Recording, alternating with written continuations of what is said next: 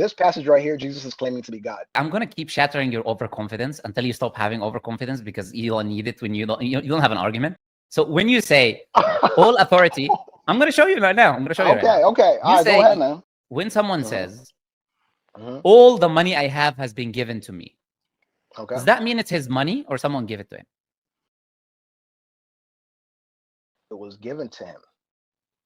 So when Jesus says, all authority on earth has been given to me, does that mean he had it or has it been given to him? Okay. So let me. No, sorry. Please answer the question. Please. You want to play with the Bible, not taking the whole thing of what we believe into account. This is what you do. You end up with Islam all over the place, belief, right? So you say, people play with you guys when you play by the Bible and you bring these verses. You brought the verse, not me.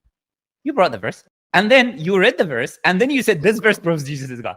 All I did is ask you a question about the verse. Then all of a sudden now, you don't take the entire gospel. You play with verses. I didn't even do it. That you brought the verse.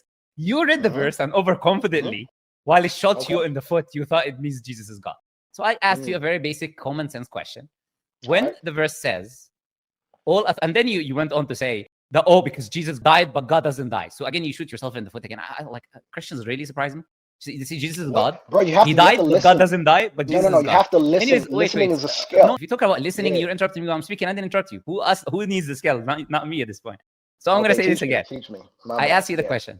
I said to you, when someone says, all the money I have has been given to me, does that mean he had it or it's been given to him? You said it means it's been given to him. He didn't have it. I asked you the same thing about Jesus. Now, we agree now. You said, yes, Jesus has been given authority, but he's been given to the Father. But it doesn't matter because we have three. I'm 3 in 1. And because 3 in 1, then he can be given something by the Father. It doesn't mean that he's less than a Father ontologically. Look, I can say what you said word for word because I'm listening. But it doesn't matter because it doesn't answer the question.